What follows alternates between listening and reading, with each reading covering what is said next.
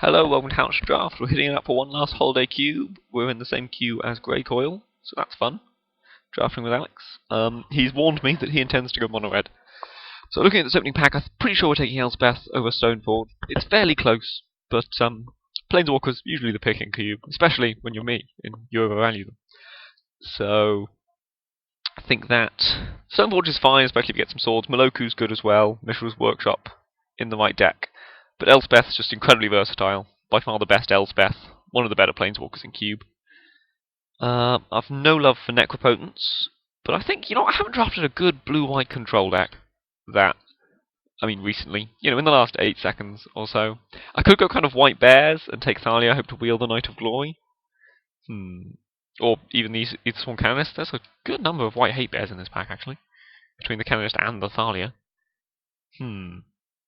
Cryptic's probably a better card, but both of, the bears, if I was going to take one, I think I'd probably take the Thalia, just because First Strike puts it above the Canonist. Its ability is slightly weaker, but both abilities are going to do the same thing in terms of shutting down Storm decks and combo decks fairly effectively, whereas Thalia fights much better. But I feel like, Cryptic's a stronger card in the abstract, and there's nothing wrong with wheeling a Thalia or a Canonist and putting it in like a more straight control deck. It's going to hurt you at that point, but as long as you're controlling the opponent and keeping them down, it's kind of what you're after. Yeah, triple blue can be a bit awkward, but it's not end of the world. Hello, Mox. You know what's better than a Mox? An on-color Mox. I was sitting here looking at this pack thinking, there's a Preordain, there's a Lotus Bloom, nothing exciting, a Metal Worker to go with that Mishra's Workshop that we've passed. A nice Koth and Ember Hauler for Alex's mono red deck. But Lion's Eye Diamond if you're Storm. I do love this card, by the way. And if we get an upheaval, if it comes around, I might take it, assuming Preordain's no longer here. But by far the pick is the power. Turn 3 Elspeth is so much better than turn 4 Elspeth. We don't have a lot to do with the Mox Pearl just yet, but hopefully we'll pick up some Signets and we can go turn 1 Signet. Signets are good.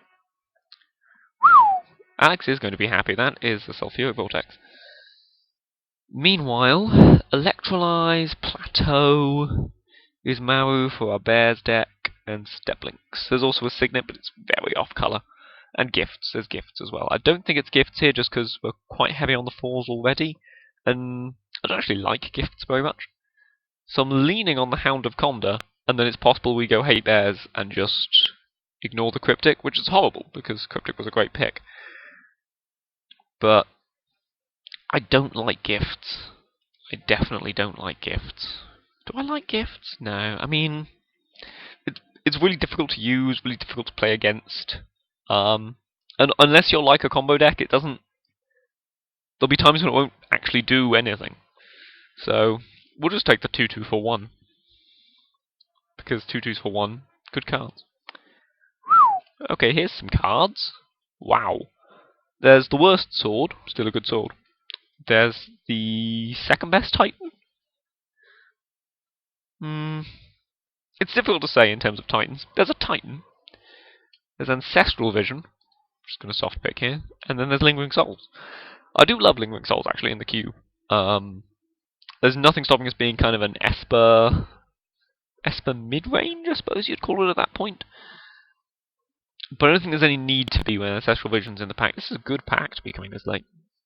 Good old Tez, bless him. Being probably the worst Planeswalker in the cube, now Tybalt's been taken out. He's fine, he just needs the right sort of deck to go with him.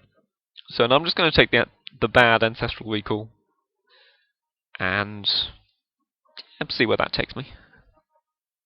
So here there's Yorgwill for the Storm deck, which we're not. The best Chandra for Alex's mono red deck. And Magpie. Mono red's been so open. You're so lucky, Alex. Then there's a nice Wrath, a Daze, and a Savannah. Now, I know we're not actually green yet, but this makes it so much easier to splash green if we need to. Worn Power Stone, not a huge fan. I'd much rather have a Signet. So for now, I'm leaning on the Catastrophe.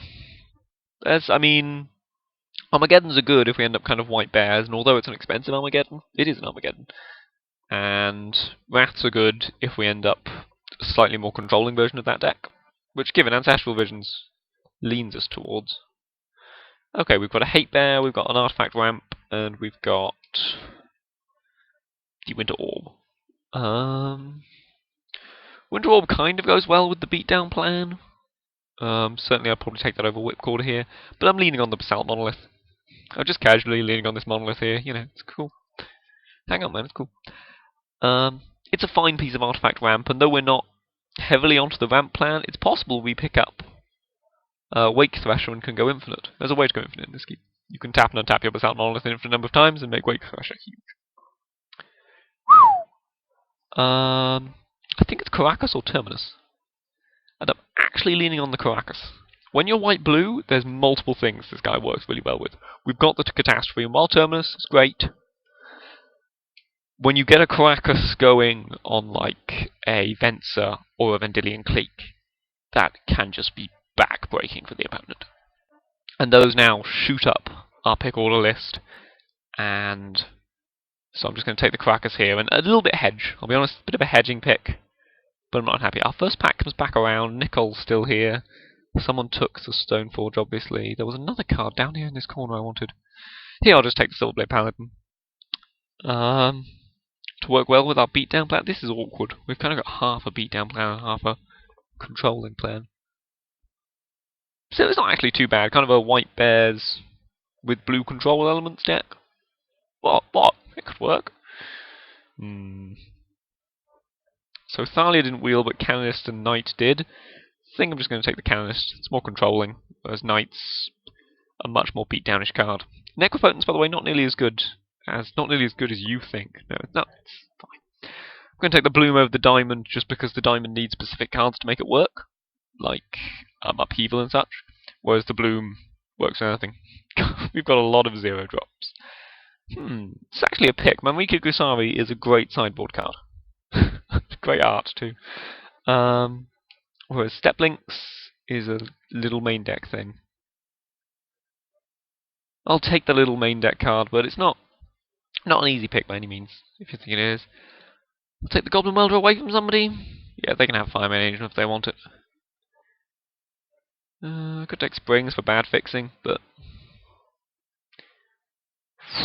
don't want to give someone a last pick Yorgwill. If they didn't take it the first time, they don't want it. And Chandra shouldn't be going this late, she's good. I mean, I know I overvalue Planeswalkers, but, you know, she's not the worst. She's not Tezzeret. I'll be back for pack 2.